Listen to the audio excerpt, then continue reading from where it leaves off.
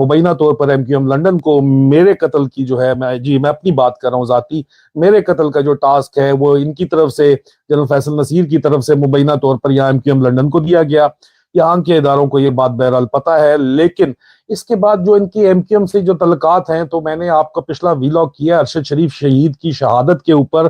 पहले अरशद शरीफ शहीद को जो है उनको कत्ल करने के लिए काउंटर टेररिज्म के सरबराह एक ब्रिगेडियर साहब को कहा गया, उन्होंने इनकार किया तो उनको ओहदे से हटा दिया गया, और उसके बाद मुबैना तौर पर जनरल फैसल नसीर को ये टास्क दिया गया। और जनरल फैसल नसीर ने जो है एक टीम पहले दुबई भेजी, और उसके बाद वही टीम कीनिया अरशद शरीफ से पहले गई, और अरशद शरीफ को जो है मशवरा, अब जो आज रिपोर्ट्स आई हैं, मुर्तजा अली शाह साहब जो हैं वो तशरीफ लेके गए कीनिया खसूसी तौर के ऊपर, और उन्होंने मुझे भेजी है जो मुर्तजा अली शाह साहब ने जो तफासील भेजी हैं, उनका जो आर्टिकल छपा है इस वक्त द news.com.pk में, उसके अलावा जियो न्यूज ही चला रहा है। अब उनकी जियो न्यूज की क्या क्रेडिबिलिटी है इस पे तो मैं बात नहीं करूंगा, लेकिन बहरहाल उन्होंने अपनी इन्वेस्टिगेटिव जर्नलिस्ट जो पीस किया है उसमें उन्होंने जो है वकार अहमद और उनके उसके भाई के जो है उन्होंने बयानात जारी किए हैं। अब बकौल जो अरशद शरीफ के होस्ट हैं, आपको पता है कि उनको मजबूर किया गया यूएई से कीनिया जाने का, और उनको मशवरा दिया गया। तो ये अभी मुर्तजा अली शाह साहब ने जो आज कहानी लिखी है, कीनिया गए खसूसी तौर के ऊपर इस कहानी के लिए, तो वहां पे पता ये चला है कि ये उर्दू स्पीकिंग इनके एमक्यूएम के साथ ताल्लुकात भी हैं जो लोग हैं, और आपको पता है कि इस्लामाबाद से ये मुबैना तौर के ऊपर अरशद शरीफ की शहादत का मिशन कंट्रोल किया जा रहा था, और ये मिशन जो है लंदन में रिपोर्टिंग की जा रही थी। लंदन में अभी किसको रिपोर्टिंग की जा रही थी, अभी ये आपको समझने में शायद आसानी हो, क्योंकि इनके होस्ट जो हैं वकार अहमद, वो कहते हैं कि कराची किंग के चीफ एग्जीक्यूटिव ऑफिसर तारिक वसी ने उनको कहा था अरशद शरीफ को बुलाने का। अरशद शरीफ जो है वो ऑन अराइवल वीजा पे कोलिन के नहीं गए, अरशद शरीफ को बकायदा स्पॉन्सर्ड वीजा जो है इन भाइयों ने भेजा, वकार अहमद ने और खुरम अहमद ने, और उसके अलावा उसके बाद इनको अपने पेंट हाउस के अंदर नैरोबी के अंदर रखा भी। और जिस वक्त उनके ऊपर हमला हुआ तो मुबैना तौर के ऊपर ये दोनों भाई उनके साथ बैठे हुए भी थे, लेकिन अरशद शरीफ को हिट किया गया। और इनका कहना यह है कि तारिक वसी सीईओ जो है उन्होंने अरशद शरीफ को हमें कहा था होस्ट करने का, नहीं तो हम सिर्फ एक दफा जिंदगी में उससे पहले अरशद शरीफ से मिले थे, हम नहीं मिले थे उससे पहले। और तारिक वसी जो है उनके कहने के ऊपर, और तारिक वसी जो है उनके आने के बाद रोजाना की बुनियाद के ऊपर हमसे जो है वो इनका हाल अहवाल भी अरशद शरीफ शहीद का लेता था, और उनकी रूटीन भी रोजाना की पूछता था। अब तारिक वसी का आप बैकग्राउंड चेक कर ले, मेरे ख्याल में वो बैकग्राउंड जाके जो है वो कहीं ना कहीं से एमक्यूएम से शायद मिलता हो। इस बात के ऊपर इन्वेस्टिगेशन बहरहाल रहती है। ये बात पता चली है कि जो एफआईए का डायरेक्टर अतर वाहिद और इंटेलिजेंस ब्यूरो के डिप्टी डायरेक्टर उमर शाहिद हामिद गए हुए हैं, वो वकार अहमद और उसके भाई खुरम अहमद से मिले जो गाड़ी चला रहे थे अरशद शरीफ के, और जिस वक्त बुलेट्स हिट हुई हैं जो उन्होंने कहानी बनाई है उसके मुताबिक, तो उन्होंने ये बातचीत बताई है कि जी ये हमने तो अरशद शरीफ को बुलाया था। वो इनके तारिक वसी के कहने के ऊपर अभी जनरल फैसल नसीर जो है वो कराची में बहुत अरसा रह चुके हैं, वहां के sector commander ISI internal wing के रह चुके हैं, वहां पे तमाम जो बड़े बिजनेसमैन हैं उनके साथ इनके ताल्लुकात थे, और मुबैना तौर के ऊपर ये उनसे प्रोटेक्शन मनी और बता मनी भी लेते रहे हैं।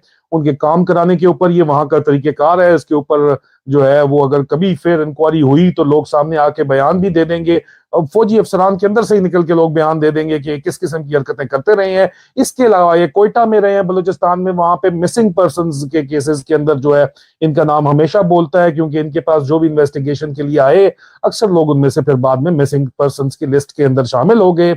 और ये काउंटर टेररिज्म टैक्टिक्स, इनकी दहशत फैला देना इनका तरीका है दहशत गर्दों के अंदर, इसलिए इनको लाया गया। कोयटा से ही जो है वो ये कहा जाता है मुबैना तौर पर इनके ऊपर नॉन कस्टम पेड गाड़ियां जो है वो स्मगल करने की इंक्वायरी चल रही थी, लेकिन उस फौरी तौर के ऊपर बहैसियत ब्रिगेडियर फौरी तौर के ऊपर इस इंक्वायरी को भूलकर, फौरी तौर के ऊपर जो है इस इंक्वायरी को जो है भूल के इनके ऊपर जो है वो इनको प्रमोट कर दिया गया। और इनको प्रमोट करके आप देखें कि प्रमोशन इनकी की गई बावजूद इसके कि इनके ऊपर जो है वो करप्शन की इंक्वायरी चल रही थी, उसको भूल के इनको प्रमोट किया गया। इनके सेक्टर कमांडर ब्रिगेडियर फहीम रजा को भी इसी तरह प्रमोट किया गया, उनको वेवर स्पेशल दिया गया, आउट ऑफ टर्न वेवर दिया गया, 1 साल की जो है वेवर दिया गया, नहीं तो उनकी अगले साल प्रमोशन होनी थी। इनकी इसी साल प्रमोशन की गई। और जनरल फैसल नसीर जो है वो जब से आया उसका इमरान खान साहब ने आपको बता दिया है, लोगों को नंगा करके, लोगों को मार के दहशत फैलाने का जो इसने काम शुरू किया, इन्होंने काउंटर टेररिज्म टैक्टिक्स इस्तेमाल शुरू किए। तो खान साहब कहते हैं कि नाम आजम स्वाति से पहले, बहरहाल मैंने आज इससे नाम लिया भी था, खान साहब को भी बताया था जी। इनको मैं नाम इनका लेके आप बताते रहे, खामोश मुजाहिद आपको बताते रहे हैं कि किस किस्म का बंदा यहाँ पे आ गया है और किस किस्म की हरकतें कर रहा है। और इस वक्त इसको बकायदा फुल पेट्रनेज हासिल है और इसको हटाने के लिए। और अभी सुना है कि मुबैना तौर पर परवेज इलाही साहब ने भी जो है उनके इख्तलाफात आ गए इमरान खान साहब के ऊपर FIR में इसका नाम देने के लिए। अंदाजा करें, खान साहब कहते हैं ना कि कानून से भी ऊपर है ये लोग, तो ये कानून से वाकई ऊपर है। ये बंदा इस्लामाबाद में बैठता है जी, हेडक्वार्टर इसी में। इसकी कोई भी तस्वीर इस वक्त जो है वो मंजर आम पे नहीं है, क्योंकि ये हमेशा से ही जो है गस्तापो का अहम रुकन है। और गस्तापो वाले जो है अपनी तस्वीरें बाहर नहीं आने देते। एक आध बेवकूफ होता है जो यहाँ लंदन में आके सेटल होना चाहता है, वो अपनी तस्वीरें ग्लोरी हंटिंग के लिए निकाल देता है और बाद में पछताता है और किसी और की तस्वीरें। मैं लाहौर वाले बंदे की बात कर रहा हूँ। इसके अलावा जो है वो मैंने आपको बता दिया है कि मेजर जनरल फैसल नसीर को जनरल कमर बाजवा की मुकम्मल हमायत हासिल है और अब इस ओहदे से इनको नहीं हटाया जाएगा। फैसल नसीर और इसकी टीम को रजीम चेंज ऑपरेशन मुकम्मल करने के अहकाम दिए गए हैं। जब तक जनरल बाजवा GHQ में है, कोई भी फैसल नसीर या उसकी टीम को हाथ नहीं लगा सकता। ये आज की ताज़ा तरीन जो है जी खबर है, सबके सामने जो आई है। तो इस सूरत हाल के अंदर आपने लाहौर में देखा कि आर्मड पर्सनल कैरियर्स जो हैं लाहौर के अंदर निकल आए हैं, लाहौर कैंट का जो है दिफा करने के लिए, क्योंकि लोग जो हैं इस वक्त 1971 से भी बुरे हालात हैं। और इमरान खान साहब की एक कॉल के ऊपर ये कोई भी टैंक यहाँ पे टर्किश मॉडल इंप्लीमेंट हो सकता है, वो आपके सामने आता हुआ आपको नजर आ जाएगा। और ये मजीद जो इस वक्त जो कुछ ये कर रहे हैं उसके ऊपर फौजी अफसरान क्यों खामोश हैं या नहीं है, इसके ऊपर आइंदा आने वाले वीलॉग में मैं आपको तफसील से बहुत कुछ बताऊंगा। पिछली मैं कुछ वीलॉग्स में इसके ऊपर बातचीत बहरहाल कर चुका हूँ। मैं आप लोगों से इसके साथ इजाजत चाहूंगा बशर्ते जिंदगी। इंशाअल्लाह बहुत जल्द आपसे दोबारा मुलाकात होगी। अपना और अपने आसपास के लोगों का ख्याल रखिएगा। पाकिस्तान जिंदाबाद।